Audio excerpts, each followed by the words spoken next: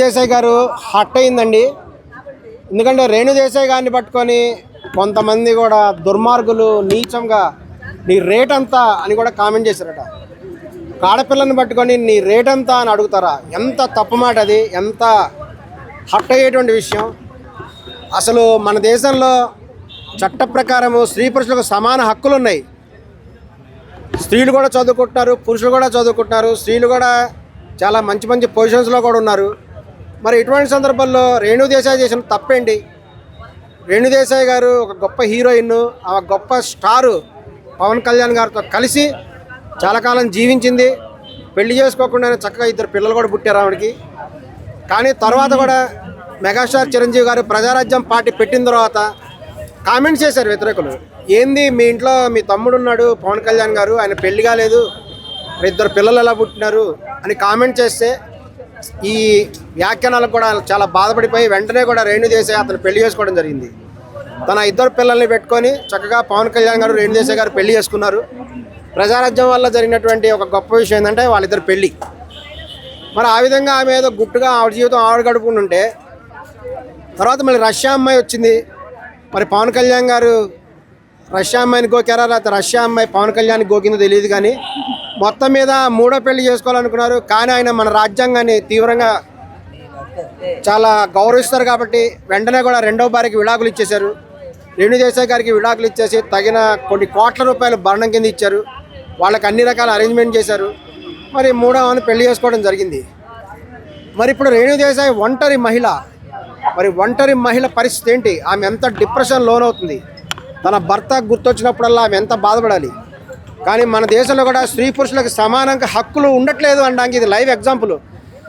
ఒక ఒంటరి మహిళ కనబడితే, ఒక పెళ్లి కాని అమ్మాయి కానీ, ఒక భర్త విడిచిపెట్టిన అమ్మాయి కానీ కనబడితే ఒక టులెట్ పెట్టిన ఇల్లులాగా పరిస్థితి అయిపోయింది. ఒక ఇంటి ముందు టులెట్ బోర్డు పెడితే ఏం చేస్తారు అందరూ?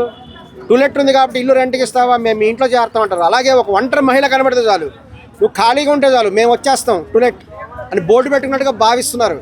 ఈ యొక్క ఆలోచన తీరు కూడా మారాలి.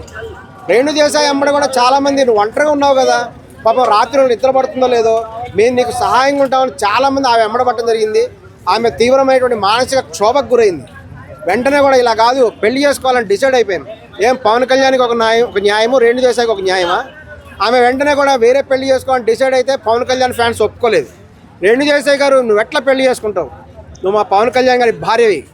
పవన్ కళ్యాణ్ గారు అంటే ఇంకొక అమ్మాయిని పెళ్లి చేసుకోవచ్చు, కానీ నువ్వు చేసుకోవడానికి లేదు అని రేణు దేశాయ్ గారికి వ్యతిరేకించారు. పాపం ఆమె అలాగే ఉండిపోయింది.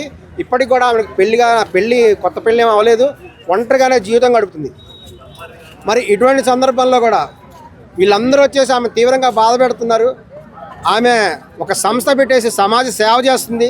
రీసెంట్గా కూడా కుక్కల సంక్షేమం కోసం ఆమె చాలా కృషి చేస్తున్నది. ఒక జిల్లాలో కొన్ని వందల కుక్కలను చంపేశారని చెప్పేసి ఈ సర్పంచ్ ఎలక్షన్ సందర్భంగా కుక్కలను చంపేస్తున్నారని తెలుసుకున్నటువంటి రేణు దేశాయ్ గారు ప్రెస్ మీటింగ్ పెట్టింది. కుక్కల సంక్షేమం కోసం చాలా కృషి చేస్తుంది. ఆమె కూడా ఆ టైం ప్రెస్ మీటింగ్ పెట్టి కంప్లైంట్ కనుక చేయబోయినట్టయితే ఈ పాటి కొన్ని లక్షల కుక్కల్ని తెలంగాణలో చంపేసేవాళ్ళు. మరి లక్షల కుక్కలు చచ్చిపోకుండా కాపాడినటువంటి గొప్పతనం రేణు దేశాయ్ గారు. మరి ఇటువంటి సందర్భాల్లో కొంతమంది ఆవిడకి శత్రువులు తయారైపోయారు. ఇంకా పవన్ కళ్యాణ్ గారి యాంటీ ఎవరైతే ఉంటారో వాళ్ళందరూ కూడా పవన్ కళ్యాణ్ని ఏం చేయలేరు, పవన్ కళ్యాణ్ వెంట్రుక పీకలేరు. కాబట్టి పాపం రేణు దేశాయ్ ఒక మహిళ కాబట్టి ఆమె దగ్గరకు వచ్చి ఇటువంటి కామెంట్ చేస్తారా? నీ రేట్ అంతా అని అడుగుతారా? మహిళ అంటే అంత చులకనా మీకు? అదే పవన్ కళ్యాణ్ దగ్గరికి వెళ్ళి నీ రేట్ అంతా పవన్ కళ్యాణ్ అడగగలరా? ఎవరైనా అడగలేరు. అంటే మగవాళ్ళని నీ రేట్ అంతా అడగలేరు, ఆడవాళ్ళని అయితే నీ రేట్ అంతా అడుగుతారా? ఇది అంత తప్పు విషయం ఇది. అంటే స్త్రీ పురుషులకు సమానత్వం లేదా? స్త్రీకి గౌరవం లేదా? స్త్రీ స్వేచ్ఛని మీరు కాపాడరా? కాబట్టి స్త్రీల హక్కులను గౌరవించాల్సిన అవసరం ఎంతో ఉంది. ఒక స్త్రీ అయినా పురుషుడు సరే వాళ్ళని గౌరవించాలి. ఇట్లా నీ రేట్ అంతా అనడం చాలా తప్పు. దీన్ని తీవ్రంగా ఖండిస్తున్నాం. ఆవిడ చాలా హట్ అయిపోయింది.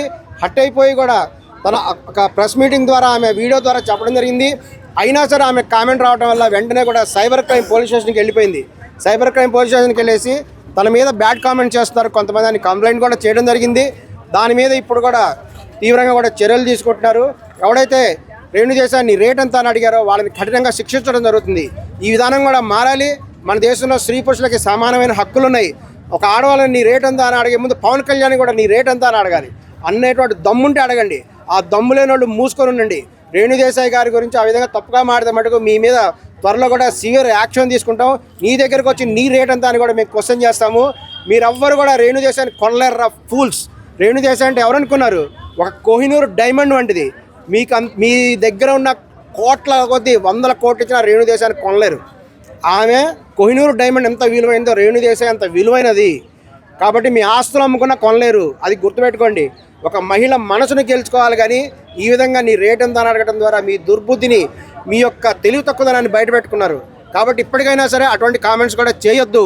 తగిన విధంగా రేణు దేశాయ్ గారిని గౌరవించాలి, పవన్ కళ్యాణ్ గారిని గౌరవించాలి. అందరికీ నమస్తే, this is karate Kalyani.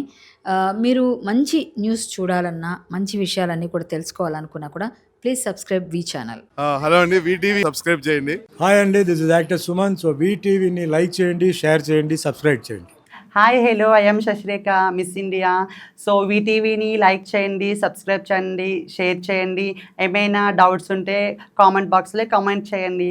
Thanks for VTV.